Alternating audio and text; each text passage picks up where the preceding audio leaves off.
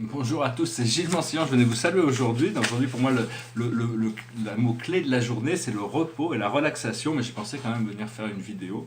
Et donc, je vais tirer quelques cartes pour la journée, et puis je vais adresser quelques idées sur, euh, sur le procédé d'ascension. On se prépare de l'ascension, c'est jeudi prochain l'ascension, enfin officiellement même, c'est un jour officiel, c'est l'ascension. Donc, profitons-en. Et la plus haute sagesse pour nous aujourd'hui, c'est l'unité, c'est devenir un avec l'un, c'est d'unifier toutes ces parties de nous-mêmes pour qu'elles fusionnent et qu'elles travaillent ensemble. La compréhension, c'est l'amitié, et tout est basé sur l'amitié, sur toute la relation avec tous les maîtres ascensionnels, les anges, Dieu même, c'est une base d'amitié, c'est une base, bien sûr, c'est fraternel, mais il doit y avoir un sentiment de c'est-à-dire qu'en Irlande, ils disaient l'amitié, les étrangers d'un étranger, c'est un ami qu'on ne connaît pas encore. Et c'est aussi, dans le Saint-Exupéry, le Petit Prince, à un moment donné, il rencontre son renard et il comprend l'idée d'être apprivoisé, il devient spécial, il devient unique, parce qu'il y a cette lien, cette connexion, cette relation d'amitié entre lui et le Petit Prince, et même si... Enfin bon, c'est un livre que je recommande si vous avez l'occasion. Tout le monde, c'est un livre très connu, tout le monde a plus ou moins lu. Et ce que l'on doit faire, c'est l'intuition. Il faut rester très connecté à notre intuition, suivre ce que notre intuition nous dit pour pouvoir l'intégrer, parce que en réalité, l'intuition et le rationnel doivent être en harmonie. Il n'y a pas de... Mais le mental seul ne peut pas découvrir la vérité. Et le message général, c'est la complémentarité, c'est-à-dire arriver à trouver un match dans la vie, trouver toutes les formes qui nous complémentent pour arriver à nous assister dans ce procédé de transformation. La carte de la journée chez Rumi, c'est Beyond the Threshold of Fear, donc c'est au-delà de la frontière de la peur.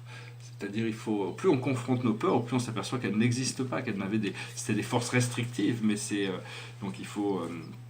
c'est au-delà de tout ça, il y a vraiment des expériences extraordinaires qui nous attendent. Et donc justement, sur ce que je voulais discuter brièvement, c'est que l'idée qu'en réalité, il n'y a pas de temps et pas d'espace actuellement. Le temps et l'espace n'existent pas, il n'y a que notre conscience qui est là.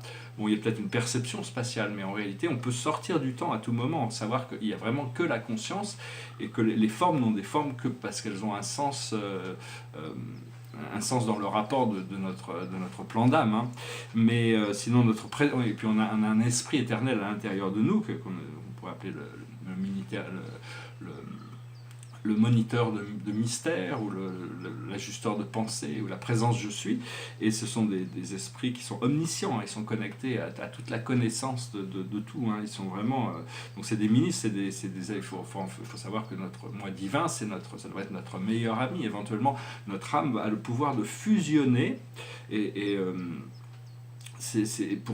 que ça veut dire qu'à un moment donné, notre volonté ne se sépare plus du désir de faire la volonté du Père universel, la volonté de Dieu.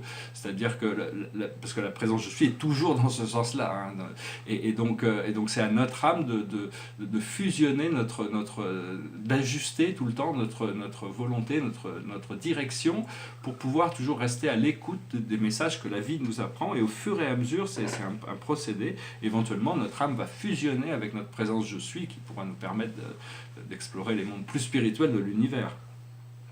Une autre pensée que je veux dire, c'est quelque chose d'assez important, c'est que on nous avait appris que quand on prie, déjà, si on demande quelque chose à l'univers, c'est normal, on peut demander, l'univers nous répond et nous est prêt à nous donner tout ce que l'on veut, quand on le veut, quand on le demande, mais seulement on n'est pas forcément prêt à le recevoir. Donc moi personnellement, c'est une technique que pendant très longtemps je faisais, c'était de tourner mes pensées vers le centre des centres, vers le centre de l'univers des univers, le centre de l'univers. Et donc, peu importe où il est, c'est là où Dieu se trouve. Et de concentrer les pensées au sommet de la tête pour pouvoir permettre éventuellement d'ouvrir la porte du ciel. Mais bon, maintenant, tout ça c'est toujours valide, mais ce qui est intéressant, c'est de penser qu'on a aussi cette présence au centre du cœur sacré. Il y a cette même présence divine, et donc c'est de prier à l'intérieur, c'est-à-dire être plus confiant de cette réalité intérieure qui est absolument extraordinaire. Et au plus on a de connaissances sur nous-mêmes et sur les choses, au plus la vie est facile, hein, au plus on comprend les choses au plus... bon, même que bon, il y a des conditions karmiques qui font qu'il y a certaines personnes qui ont des vies plus faciles que d'autres, hein. C'est ce que Allah dit dans le Coran, il faut accepter qu'il y en a qui reçoivent plus que d'autres, il y a toujours des raisons pour ça. Ce qui se passe actuellement, c'est qu'il y a toutes sortes de codes cosmiques qui sont en train de se réactiver à l'intérieur de notre ADN, et personnellement, bon, j'ai toujours été très très très connecté avec les arcturiens. Il faut penser, c'est une manière très simple de reconnecter cette nature arcturienne. Ils ont prouvé même que c'est très bon pour les enfants, c'est la musique de Mozart. Ils jouaient ça dans les crèches, et donc ils sont aperçus que ça a éveillé plus les enfants, ça les rendait plus joyeux, plus heureux, plus épanouis. Et donc, en essence, il faudrait l'écouter 96 heures d'affilée pour avoir une transformation. Une autre possibilité de transformation pour nos codes génétiques, c'est de rentrer en contact avec le son des dauphins. C'est des êtres qui sont dans une autre dimension et qui maintiennent une fréquence dimensionnelle, et leur son, le pouvoir de leur son, c'est très très puissant. Je vais peut-être un peu parler de juste une petite histoire, une petite anecdote. C'était une sorte un peu d'exopolitique. C'est une histoire qui avait été racontée par les Arcturiens, il y a un bout de temps déjà. Et enfin, le temps n'existe pas, mais c'était qu'à un moment donné, là, il y a des millions et des millions d'années, la société d'Arcturus était un peu comme nous, c'était matériel, et ils sont éveillés